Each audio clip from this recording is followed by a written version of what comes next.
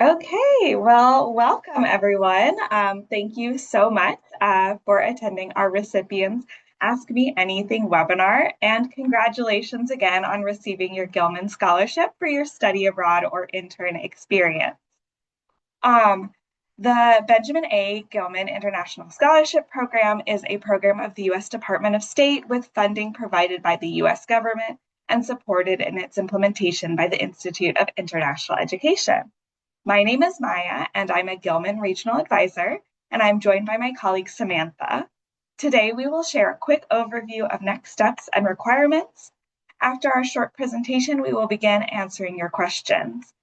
Please submit them in the Q&A box as we go along, but do keep in mind that if they are very specific, it's best to contact your Gilman Regional Advisor directly. This presentation is being recorded, so we will email out a link to everyone who registered for the webinar. Okay, let's get started. So many of you may be wondering where to start. So we recommend first reading our award letter instructions, which include helpful information and links to additional resources. We encourage you to review the Gilman Scholar Checklist, which allows you to track all Gilman Scholar requirements before, during, and after your program abroad. Gilman tasks and submissions are completed through the online portal. There are 4 general steps to receiving your funds. So first, accept your award and update your program details as needed. Then complete the terms and conditions. Next, complete all requirements in the recipient tab of the portal, including uploading all required documents. And finally, the Gilman team will review your documents and let you know if any changes are required before approving. In the dashboard tab of your portal, you will select click here to accept or decline your award. In the scholarship decision form, which you have just opened, carefully review each item to confirm it is correct or update it. Pay close attention to your program dates. Any discrepancies with dates can lead to disapproved documents, which delays receiving your funds. After you have accepted your award, the recipient tab will open, but don't forget to sign the terms and conditions on the dashboard tab before you move on. If you are changing programs entirely, you will also inform us through the scholarship decision form by updating the relevant sections. We ask that you check out our program change guide, which is linked in the award letter instructions for step-by-step instructions and FAQs. Please note that program changes must meet the same eligibility requirements as when you applied. The Gilman team will review your requested updates. Again, pay close attention to the application timeframe for which you are awarded. For our October 2025 recipients, your programs must start between December 2025 and October 31st, 2026. Maya, If I'm you, so sorry. I think the slides are not advancing. oh no, I'm so sorry, y'all. Okay, interesting. Let me, you know what? Let me just unshare and try resharing again. Sorry about that. Sorry, y'all, for the technical Okay. difficulties, but we will Yeah, commence shortly. here we go.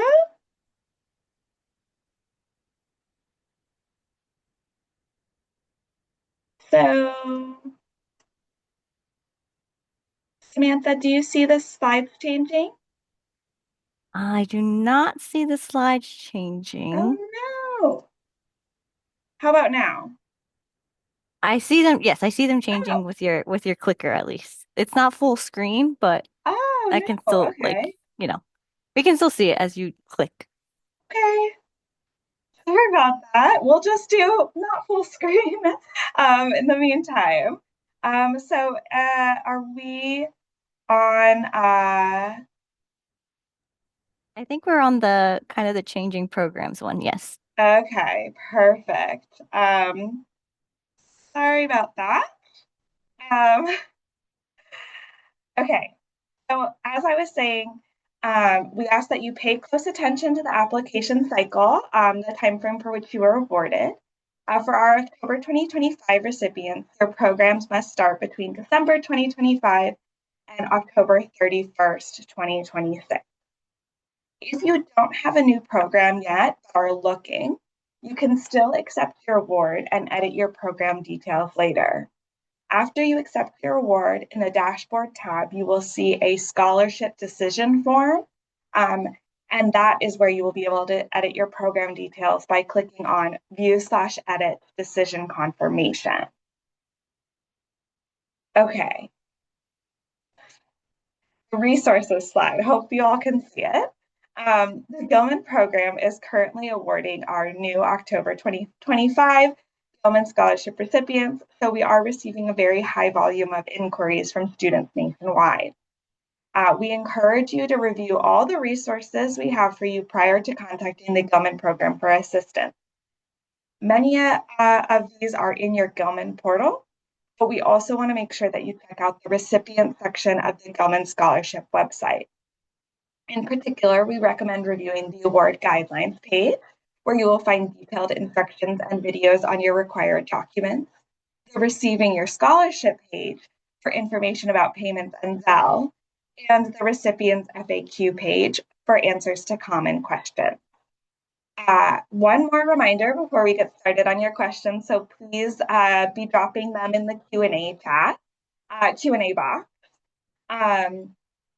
Before uploading your acceptance letter, your insurance documentation, and your STEP screenshot, don't forget to ensure that your program dates in the portal match your documentation by referring to that scholarship decision form in the dashboard tab of your Gilman portal. Your official program dates do not include any time spent in the United States or any travel days. Okay. And honestly, I'm just going to stop sharing right here because it's time for your questions. So we will pull them up in the Q&A box. Let me see.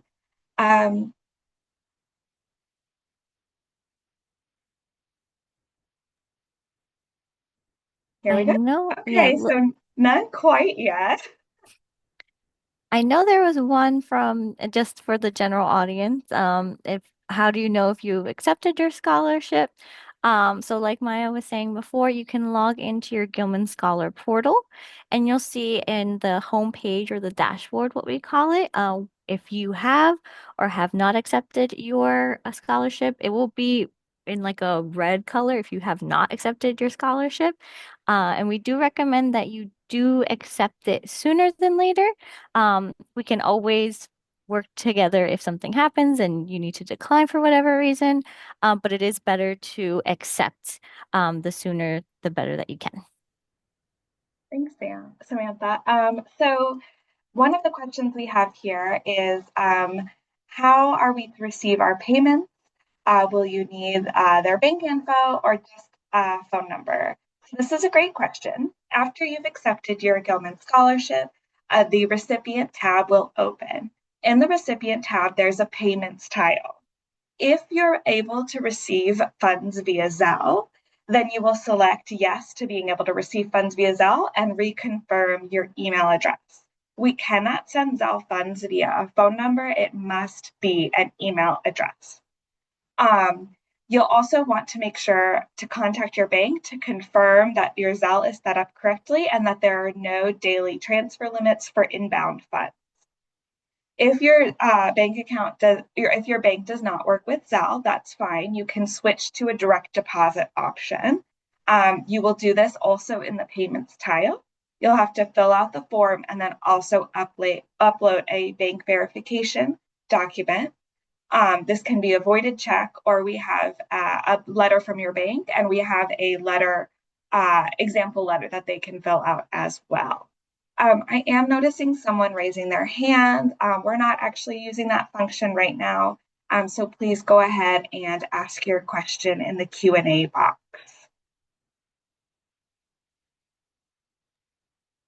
Thank you for that, Maya.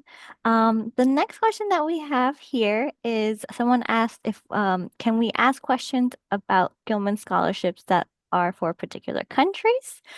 So if you were referring to asking about how your scholarship can be applied for the program that you're participating on, what country you're studying abroad in, or if you were looking into changing your program and going to a different region or country, you can definitely ask us that. You can send us an email at gilmanrecipients@iie.org, or if you know the specific region as well, we do have specific regional inboxes that you can refer to as well. Feel free to just email us and we can answer your questions regarding that. Thanks. And we have a couple of questions in the Q&A box about the timeline for reviewing documentation. So there are a couple things to keep in mind. Even if you've uploaded all of your award documentation, if you haven't completed the other requirements, like completing the terms and conditions or um, completing the international SOS tile or anything like that, it will not appear for us to review. So we only review your documents after everything else is complete and you have a document for each category. That being said, we ask that you not submit any placeholder documents as it delays the process. Um, Once you've completed everything and uploaded all your documents, it will appear in our queue to review. We do prioritize based on program start date. So if we haven't gotten to yours yet, that's likely why there are a lot of students who are traveling in January. If you have an upcoming payment deadline, what you might wish to do is to request an extension from your program, and you can provide the Gilman in the dashboard tab. There's a support letter and decision letter, and you can send that with your request for an extension. Additionally, if you are able to pay for the fees now, you can reimburse yourself with your Gilman funds later. You're welcome to, for any eligible expenses that you pay now, you can reimburse yourself with your Gilman funds later.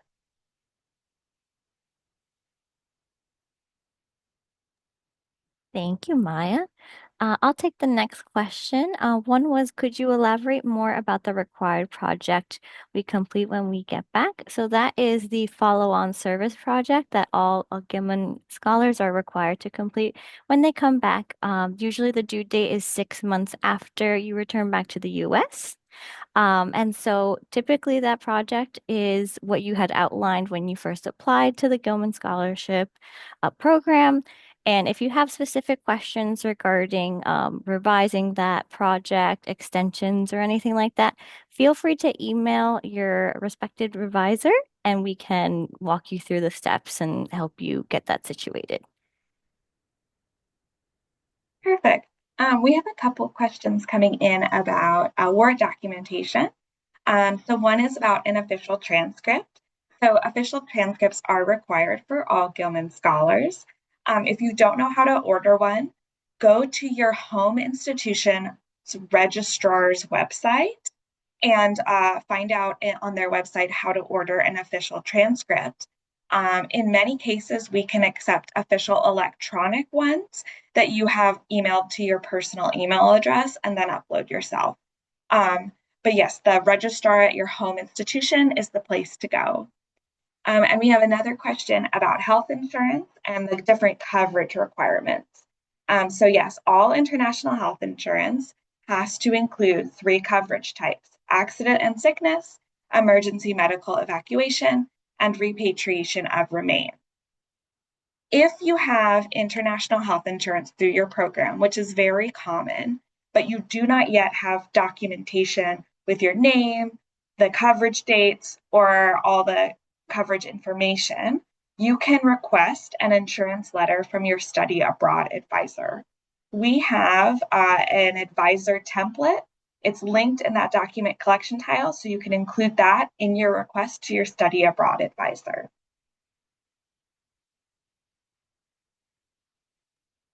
Thank you, Maya. We're having lots of great questions, so keep them rolling.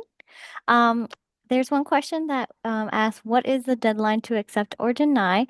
So that does vary from student to student. So the best way to determine that is if you log into your Gilman Scholar portal, you'll see there the date that you have to accept or deny your scholarship. But as we mentioned before, if you can do it sooner, the better. So that way we can get you started on your processes and we can um, pay out your scholarship fund. Wonderful. And so we have another question about traveling early before the program starts if the Gilman Scholarship will help with the airline flight. So, um, if you would like to use your Gilman Scholarship funds towards the cost of your plane tickets, you can if your flights comply with the Fly America Act.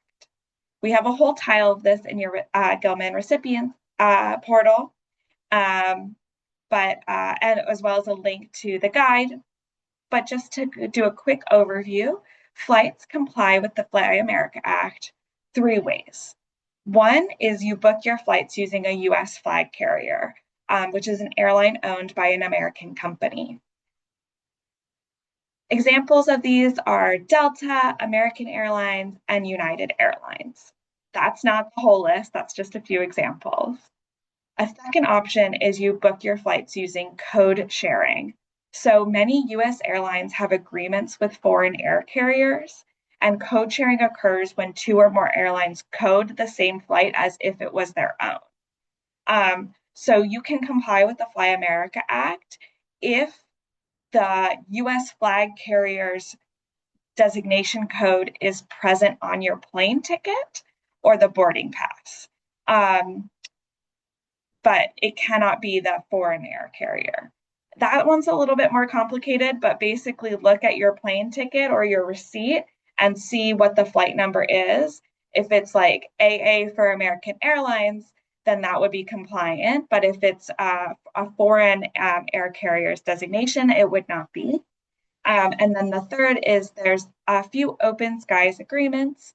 And these are about bilateral or multilateral agreements between the US government and governments of foreign countries that allow travelers to use foreign air carriers from these countries for government funded international travel. I really encourage you to look at the Fly America Act guidance that we have because it does get a little bit complicated, but there are four open skies agreements at this time: Australia, the European Union, Japan, and Switzerland. Please note that the UK is not part of the EU, um, so British Airways, for example, would not comply. Thank you so much, Maya. That was a very great and thorough answer for that question. I know it can get a little complicated, so thank you for that. We had a question regarding if the Gilman community has any other access to funding scholarships or and to need more, if requesting more scholarship funds for your study abroad program. While the Gilman scholarship doesn't have any more funding to give out, what you receive is the amount that you get for your scholarship, you are allowed to combine it with other scholarships that you have access to, whether at your university or also you can look into other programs or other companies or corporations or organizations. So you can combine different scholarships along with using the Gilman scholarship as well. Thanks, Samantha. So we have a great question here. It's what expectations or responsibilities do Gilman scholars sometimes overlook after accepting the award? That's a fantastic question. One of the first things that comes to mind is, like I said, moving on to the recipient requirements without reviewing and completing your terms and conditions. Another thing is that when you are abroad, after you have completed all your recipient requirements and your award documentation has been approved, an abroad tab will open in your Gilman portal. And that is where you will need to inform us that you have safely arrived in your host country and update your contact details. And that is a requirement that oftentimes our scholars forget about or do it delayed. And another thing is that you have to create your International SOS My Trips profile and add your flights to that. This is a requirement that sometimes Students forget, for example, if they only book their return flight, that's okay. Or sorry, your flight to your host country, that is okay, but you do need to update your My Trips profile with your return flight home as soon as you've booked it. Anything to add, Samantha? No, I think that was very good. I would just say, kind of to reiterate, just go over a lot of the things that you might be missing in your dashboard tab and your tiles. And of course, if you have any other questions while you're on abroad or anything that you're a little hesitant on and you just need a clarifying answer, you can just email us and we'll be happy to get back to you on that. So yeah, thank you. I can answer the next question or um We I'll just answer have a or so, couple of more documentation questions that I thought I would try to address very quickly. yes. Um, so, if you are pending your international insurance, for example, like the student is, and you're just waiting on your home university to issue the official letter, that's fine. Like I said, you can ask them for it, or if they are saying, oh, it'll be like a week or something like that, that's okay too. If you are worried about the deadline in your Gilman portal, please feel free to reach out to your Gilman regional advisor and we can give small extensions. The only delay this causes is you receiving your funds. So it's not nothing to be scared about. Just let us know that you need a little bit more time. Um, and another question is actually specifically about TRICARE and whether the scholar needs additional international health insurance when they already have TRICARE. So it is very, very difficult in my experience to receive the documentation that you need from TRICARE to meet our requirements. We've had students try before, but it's quite the process. So I would just keep that in mind. You are still welcome to try to get documentation that includes your full name, coverage date, that you have international coverage for accident and sickness, emergency medical evacuation, and repatriation of remains. Um, I would also check in about your program, though, too. Some programs do not allow you to waive their international health insurance fee as well.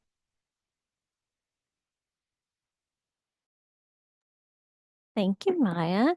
I'll answer the next question. Someone asked if there's a change in your program. In this case, for them, it's from study abroad to an internship. Is that okay to change?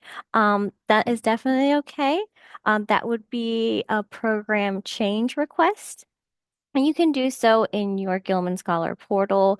Um, in the recipient tab, you can request a program change there. That will flag it for us so that way we can make the appropriate changes. It will go through your study abroad advisor. They will confirm it as well. And then we can proceed with collecting the documents for that new program that you want to go on. So, yes, not a problem at all. Wonderful. So we have a couple of questions about Zell that thought I would answer. This scholar has Zelle through their bank, but does not have the separate app. That's okay. Zelle actually stopped having a separate app. I think you can't even download it anymore. I'm not quite sure where they are in the process, but I would encourage you to contact your bank and make sure that your Zelle is set up correctly and that the email address that you think is associated with your Zelle is in fact the correct one and that it's set as your primary or default payment method, because that can sometimes cause issues. Um, so it looks like another question is about contacting the bank to make sure the Zelle payment comes through because a large amount might be flagged. That's a great idea. It's never a bad idea to get in contact with your bank to say, hey, I'm expecting this amount of money via Zelle. Is everything set up okay? Is there any reason why you might flag this as suspicious or wouldn't process it? That's a great idea to contact your bank.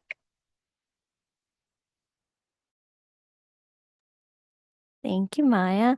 I'm going to answer some questions regarding kind of alumni activities I see here.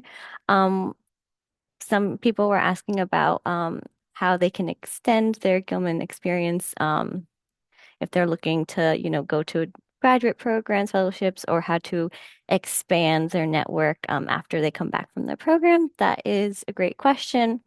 With being a Gilman Scholar, you have a lot of benefits. One of them is you would be considered part of the Gilman alumni community.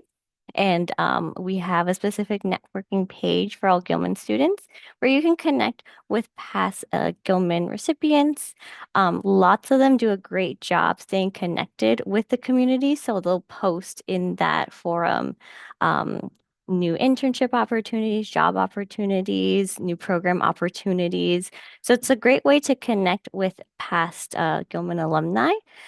We also have our Gilman Alumni Ambassadors program. So once you come back, and if you would like to apply, you would kind of be a spokesperson for the Gilman program. You'll go through training with us.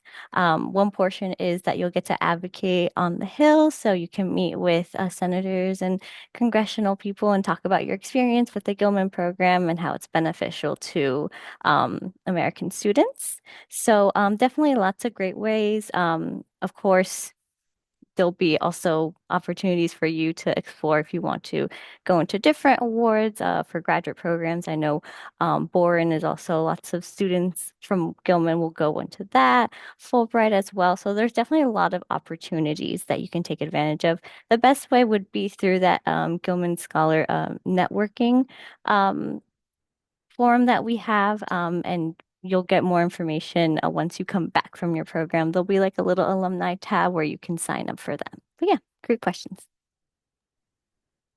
Yeah, we love to hear that you want to stay involved with the Going program. So another great question here is what are the most common delays in disbursement of scholarship funds and what can you do to actively avoid them? So it's a great question. Um, One of the things that we find very frequently in the award documentation side of things is that your dates don't line up. So we consider your program start date to be the day your study abroad program requires you to arrive in your host country, not the day you depart the United States. And it's not days that you might be spending traveling. Um, and then also the program end date is the day your study abroad or internship program allows you to leave your host country. This can be different, especially if you're enrolling in a foreign institution. They often have different dates for study abroad students versus local students. So if what you have is not quite correct, I really do encourage you to reach out to your study abroad advisor to request an acceptance letter. As I said, we have that advisor template document linked in the document collection tile. And then I also wanted to mention, in terms of actually receiving the funds, um, issues with Zelle is often why. So, for example, you have a phone number selected as your primary or default payment method, or or your bank had an inbound transfer limit that you were unaware of. So, for all of these things, I really encourage you to contact your bank and make sure that everything is set up appropriately. So, as soon as we send the funds, you can receive the funds. Um, and then, like I said, because I was just talking about the acceptance letter and checking program dates, we have a question about that. Yes, in the scholarship decision form, if the dates aren't accurate, select no and then put in new program date. Thank you, Maya. I have a question here that asks if flights are covered by Gilman. Um, so typically the flights, yes, they can be covered by your scholarship as long as they're in accordance with the Fly America Act. If they are not, then you can cover it. You can also reimburse yourself with that. very case by case. So if you have questions or anything like that, you can always email us your flight itinerary, and we can review and see if it is compliant with the Fly America Act, and if it's not, what yeah you can do about that. We can go over the specifics. But the short answer is that yes, it can be covered by your Gilman funds if it compliant with the Fly America Act. Wonderful. We also have a question about if a student's family wants to fly over before the program starts or after it ends. Basically, if you would like to go to your program early or stay late. So that's fine as far as the Gilman program is concerned, but any travel outside of your official program dates is considered independent. And so you wouldn't be considered a Gilman scholar at this time if you arrived, if you stayed later and traveled around with your family.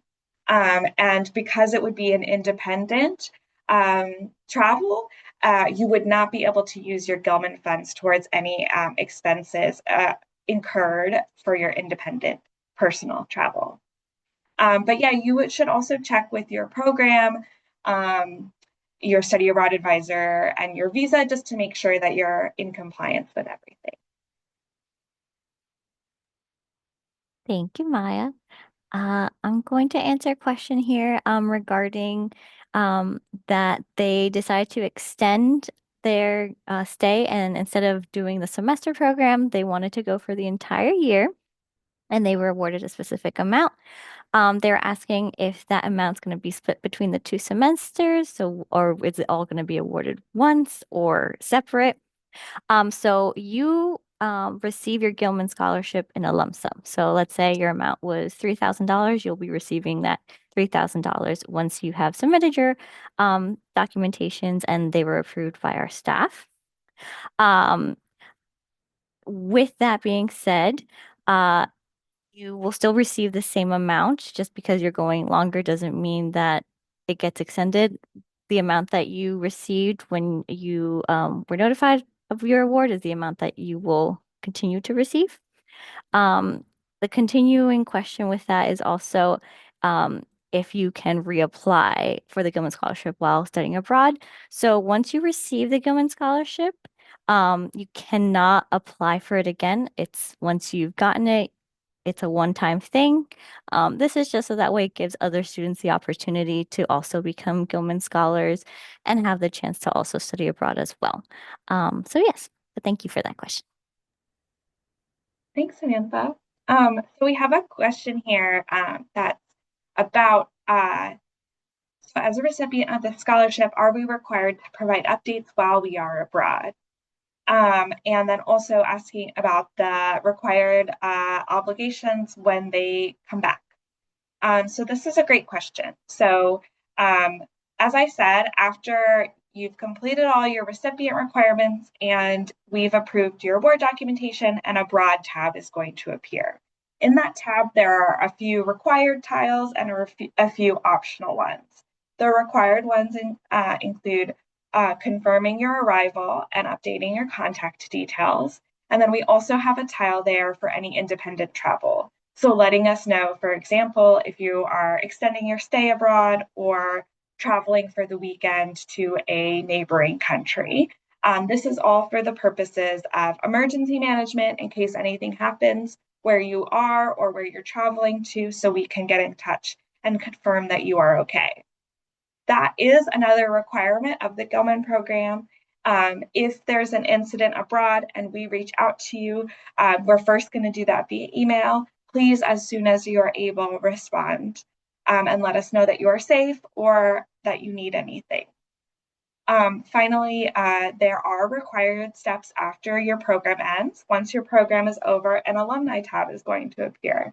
That again will have some required and some optional tiles. The required include a reentry survey and then the follow-on service project report. I really do encourage you to check out the Gilman Scholar checklist because it does lay out everything that is required before the tabs even open, so you can look ahead.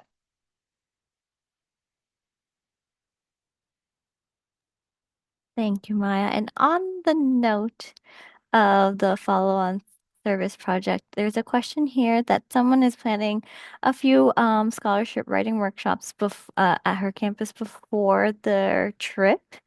Um, they're asking if this would count towards the scholarship project requirements. So when you are completing your follow-on service project, um, typically if it was already outlined in your proposal, that's what you will continue to do when you come back. If there's any revisions or anything, feel free to let us know via email and we can revise that for you.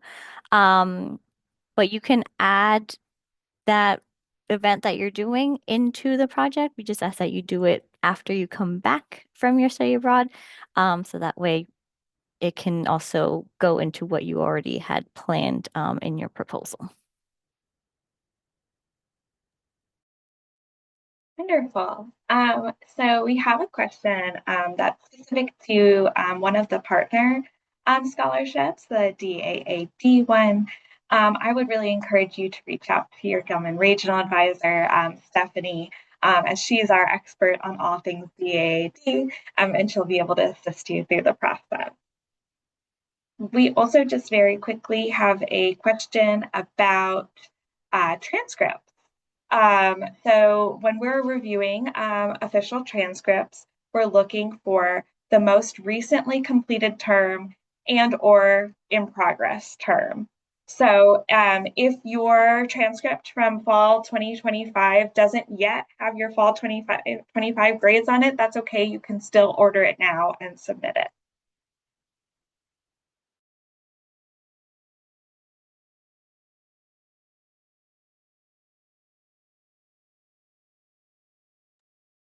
Okay. There's this one question here.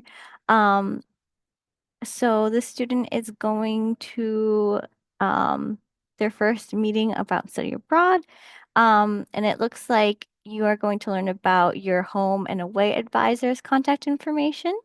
So yes, and that information is great to have on the on-site contact info tile, which you'll see once you submit your documents, they'll be in a broad tab, and that's where you can put in your on-site contact information along with your emergency contact.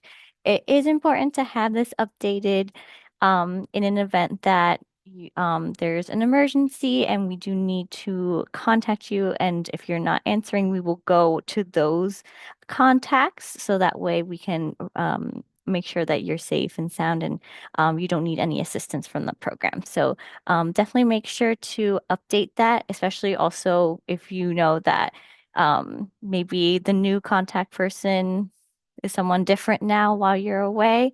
Make sure to just keep that updated and it will still be open for you so it doesn't close at all. So you can make changes throughout the entirety of your program.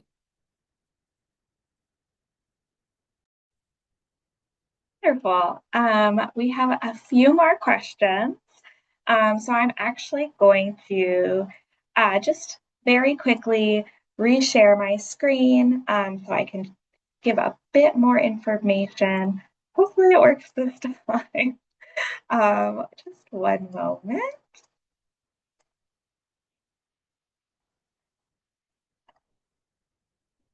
Okay, I'm keeping it in the not big screen mode just in case. But basically, we wanted to remind you, please keep good questions coming if there are any more. Um, but we do have one more upcoming Ask Me Anything webinar. It's shown on the slide, and you can register using links in your Gilman Portals award letter instructions. We also host re-entry webinars periodically for those who have recently finished their programs. We will email you registration invitations closer to that time. And then we also have our contact details on the screen. Please don't hesitate to reach out to your Gilman Regional Advisor with any questions or concerns. This contact information also lives in your Gilman portal. So we have a few more questions left. I have one right here that's asking if they were awarded with both a Gilman Award and a STEM Supplemental Award, if they have to accept twice or if the Gilman acceptance is enough. the Gilman acceptance is enough, we're assuming you're accepting for both the Gilman Award and the STEM Supplemental Award.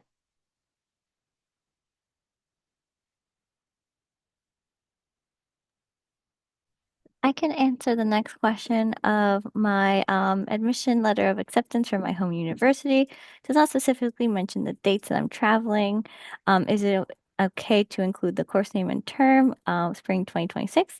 Yes, that is okay. I just make sure that it follows the rest of the guidelines that's listed for the Gilman requirements, such as your full name and also the country that you'll be studying abroad in, and also has a signature at the end of that letter. So, but yes, that is okay. Perfect. And we have one final question, unless somebody is urgently typing in the background, which is that their follow-on service project that they proposed will require them to fly to their home state, and they're wondering if Gilman can be funds can be used for that ticket. So the Gilman funds cannot be used for a follow-on service project. It must be for study abroad related expenses. Um, if this means that sorry, first of all, I wanted to add, you can find the full list of eligible and ineligible expenses on our website in the Gilman recipient section under receiving your scholarship page. And yes, if your Gilman follow-on service project requires you to spend money that, and now you're realizing you do not have the funds to implement it, you can submit a revision request.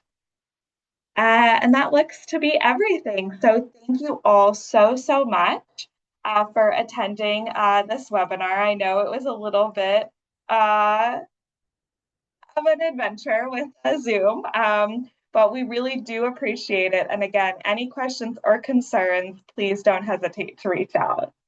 Thank you all. Bye, everybody.